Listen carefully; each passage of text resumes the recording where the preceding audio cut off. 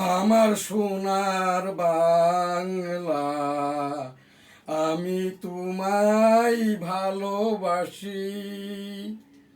চিরদিন তোমার আকাশ, তোমার বাতাস আমার প্রাণে, ও মা আমার প্রাণে বাজাই বাঁশি সোনার বাংলা। ও মা ফাগুনে তোর আমের বনে ঘ্রাণে পাগল করে মরি হাই হাই রে। ও মা অঘ্রাণে তোর ভরা খেতে আমি কি দেখেছি মধুর হাসি সোনার বাংলা। কি শোভা কি ছায়া গো, কি স্নেহ কি মায়া গো, কি আসল বিছায়েছ বটের মূলে নদীর কুলে কুলে। মা তোর মুখের বাণী আমার কানে লাগে সুধার মতো, মরি হাই হাই রে। মা তোর বদন খানি মলিন হলে, ও মা আমি নয়ন জলে ভাসি সোনার বাংলা। আমার সোনার বাংলা, আমি তোমায় ভালোবাসি। জয় বাংলা। আসসালামু আলাইকুম। NSTV বঙ্গবন্ধু ডিজিটাল স্টুডিও, এখন নিউজ স্টার ভবন, NSTV স্টুডিও। আজ 24 এপ্রিল 2026। এই রকমই মাসে 1971 সালের বাংলাদেশের মুক্তিযুদ্ধের নায়ক এবং এক অংশের ঘোষক বঙ্গবন্ধু শেখ মুজিবুর রহমান 7 মার্চ 1971 এবারের সংগ্রাম মুক্তির সংগ্রাম, এবারের সংগ্রাম স্বাধীনতার সংগ্রাম। জয় বাংলা, ইনশাল্লাহ। আসসালামু আলাইকুম। জিয়াউর রহমান সাহেব, I am Major Ziaur Rahman, declared there on behalf of Bangabandhu Sheikh Mujibur Rahman, Bangladesh is independence. জয় বাংলা, আমার সোনার বাংলা, আমি তোমায় ভালোবাসি। আমাদের সেই আমি 1971 সালের রণাঙ্গনের 265 দিনের মুক্তিযোদ্ধা। এই যে রব্বনগা বেনাপোল যে রণাঙ্গন, এই জায়গাটি ছিল আমার নানার, এখন আমাদের আর কি।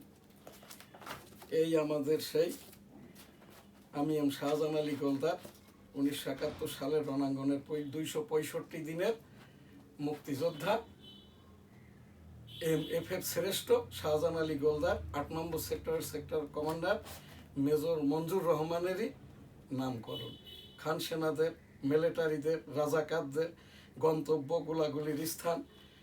এই যে দেখে গাছে উঠে দেখার জন্যে আমার বাইনোকুলারও দিয়েছিল মেজর মঞ্জুর রহমান। আমার লোকাল মুক্তিযোদ্ধা কমান্ডার ছিলেন মরহুম সংসদ সদস্য সাবেক আলী কদর সাহেব।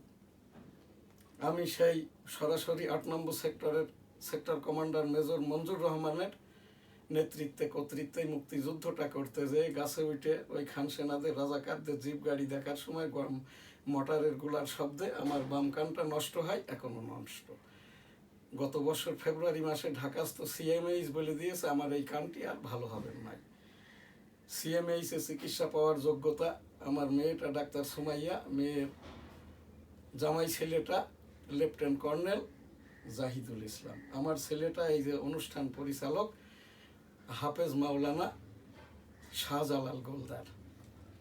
তো সেই মেজর মঞ্জুর রহমানই আর কি আমাদেরকে গ্র্যান্ড স্যালুট শিখিয়েছিল, ইন্না লিল্লাহে ওয়া ইন্না ইলাইহি রাজিউন। 1971 সালের রণাঙ্গনের বীর মুক্তিযোদ্ধা, স্যালুট তোমাকে, লাল সালাম। জয় বাংলা, আমার সোনার বাংলা, আমি তোমায় ভালোবাসি। সেই 265 দিন অর্থাৎ 1971 সালের 26শে মার্চ হতে 1972 সালের 22 ফেব্রুয়ারি পর্যন্ত ভারতীয় রিফিউজি ক্যাম্পে ছিলাম। ওখানেই ইন্দিরা গান্ধী বলেছিল রিফিউজি ক্যাম্পে, ও जो लोग জয় বাংলা का मुजीबार का देश का इधर आ गया और जो भी आने वाला है बिल्कुल को आने दे। ওই জয় বাংলা কা মুজিবার কা দেশ কা আদমি কো রানে খানে দেখভাল ইন্ডিয়া করেগা। ওই রকমই 1974 সালে দুর্ভিক্ষের সময় বঙ্গবন্ধুকে দেখেছিলাম। এই যে ছবি আমি দেখাইতেছি, ওই যে বাচ্চা ছেলেটাই আমি 1971 সালে, আমার বয়সটা তখন 9 সাড়ে 9, প্রাইমারি স্কুলে পড়তাম। যেহেতু বেনাপোলটা মুক্তিযুদ্ধের রণাঙ্গনটাই বেনাপোল, এই জন্যেই আমার সৌভাগ্য আল্লাহ তাআলা দিয়েছে।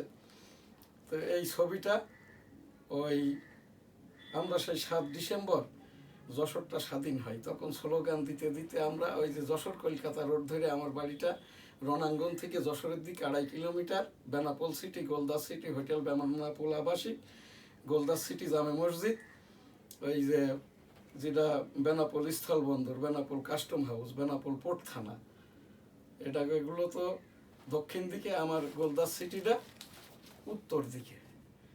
তো আমাদের স্লোগানটি ছিল তোমার দেশ আমার দেশ, বাংলাদেশ বাংলাদেশ, তোমার নেতা আমার নেতা বঙ্গবন্ধু শেখ মুজিব, শেখ মুজিব জয় হোক বঙ্গবন্ধুর জয় হোক, জয় হোক শ্রীমতী ইন্দিরা গান্ধীর জয় হোক, জয় বাংলা, আমার সোনার বাংলা, আমি তোমায় ভালোবাসি। 13তম জাতীয় সংসদ নির্বাচনের আগে আমি 1977 সালের জিয়াউর রহমান সাহেবের হানা ভোটের পুলিং এজেন্ট ছিলাম, বৈষম্য হয়েছিল। এরপরে তো আর কি বঙ্গবন্ধু 1975 সালে কিল হওয়ার পূর্বে 73 সালে খন্দকার মুস্তাকের কনস্পেসিতেই আর কি কুমিল্লা থেকে একটি মাত্র ব্যালট বাক্স ঢাকায় আনে। মুস্তাক কিন্তু জিতেছিল। বঙ্গবন্ধুকে কিল করার পূর্ব পরিকল্পনা মুস্তাকের বহু পূর্ব থেকেই ছিল। যাই হোক আর কি, যে কথাটি এখন বলা হয়, আমার এখানে প্রশ্ন নয়, উপস্থাপনাও নয়, আমার জানা মতে মুস্তাকের ওই ব্যালট বাক্স বাদে আর কোথাও কোনো ভোটের র্যাগিং হয়নি 1973 সালে। তারপরেও এটা বৈষম্য। 86-88 সালে এরশাদের 3য়-4র্থ জাতীয় সংসদ নির্বাচন বৈষম্য হয়। 5ম জাতীয় সংসদ নির্বাচন এই যে এরশাদ পতনের পর সুষ্ঠু সুন্দর নির্বাচন হয়।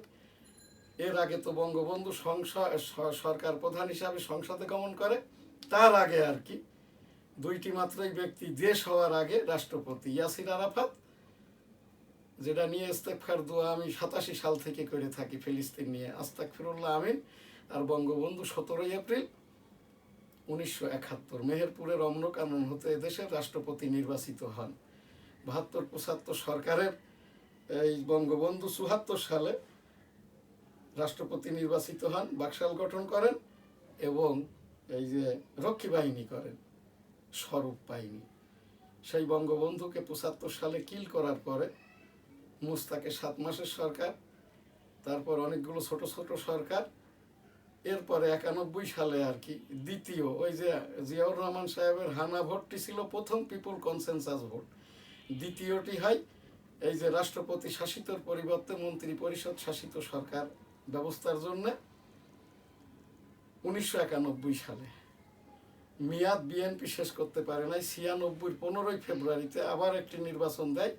সেই নির্বাচনে আমি প্রার্থী ছিলাম। 15 ফেব্রুয়ারি 1996 ন্যাশনাল কনস্টিটিউয়েন্সি 85 যশোর 1 হতে আমি জিতেছিলাম, কিন্তু 2 দিন পর ঢাকা থেকে বিএনপি প্রার্থীকে জিতিয়ে দেওয়া হয়। ওই সেই 1996 সালেই 6ষ্ঠ জাতীয় সংসদ নির্বাচন 15 ফেব্রুয়ারি। এরপরে ওই বৎসরই মে মাসে 7ম জাতীয় সংসদ নির্বাচন হয়। 96 2001 আওয়ামী লীগ জেতে। এরপরে আবার 2001 হতে 6 বিএনপি, মঈনুদ্দিন ফখরুদ্দিন 90 দিনের কথা বললে অবৈধ 2 বছরের সরকার। এরপরে আর কি এই যে 8ম 9ম জাতীয় সংসদ নির্বাচন, এইটা ছিল এই 2008 সালে আর কি। এখানটাও ভোটটা ভালো হয়। তখন আবার একটি পরোক্ষ পিপুল কনসেনসাস ভোট হয়। এই যে অন্তর্বর্তীকালীন সরকার, একটা তো গেল এই রাষ্ট্রপতি থেকে এই যে প্রধানমন্ত্রী শাসিত, এরপরে হচ্ছে এই প্রথমটি বঙ্গবন্ধুর, দ্বিতীয়টি, তৃতীয়টি আর কি তত্ত্বাবধায়ক সরকারের মাধ্যমে নির্বাচন। সেই নির্বাচনে আওয়ামী লীগ জেতে। এরপরে 9, 14, 18, 24 ভোটের 12টা বাজে। তৎকালীন সরকারের নির্বাচন কমিশন ভোটের 12টা বাজায়। আমি সেই নবম, দশম, একাদশ, দ্বাদশ স্বতন্ত্র নির্বাচন করার চেষ্টা করি, আমাকে করতে দেওয়া হয় নাই। এরপরে 2023 সালে মাননীয় রাষ্ট্রপতি পদের পদপ্রার্থী হই। শেষ আমি এই যে 2026 সালের 12ই ফেব্রুয়ারি নির্বাচনের জন্য ন্যাশনাল কনস্টিটিউয়েন্সি 85 যশোর 1 হতে মনোনয়ন জমা দিতে দেয় নাই। ব্যাকডোর দিয়ে জমা দেওয়ার পরে আমার মনোনয়ন নামঞ্জুর করে নির্বাচন কমিশন প্রধান অফিসে আর কি। আমি শুনানি দিই 14ই জানুয়ারি 2026। 7 সদস্যের নির্বাচন কমিশন, একজন ফিমেল কমিশনারও ছিল।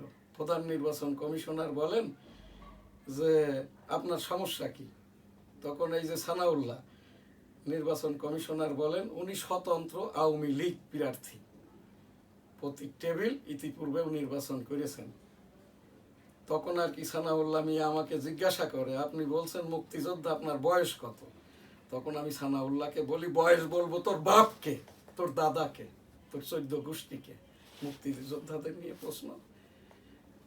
এই যে 13তম জাতীয় সংসদ নির্বাচনে এই হওয়ার কারণে আর কি এখান থেকে আজকের প্রোগ্রাম, এনএসটিভি প্রোগ্রাম এখানেই শেষ করছি। আলহামদুলিল্লাহ, আল্লাহ হাফেজ, আসসালামু আলাইকুম।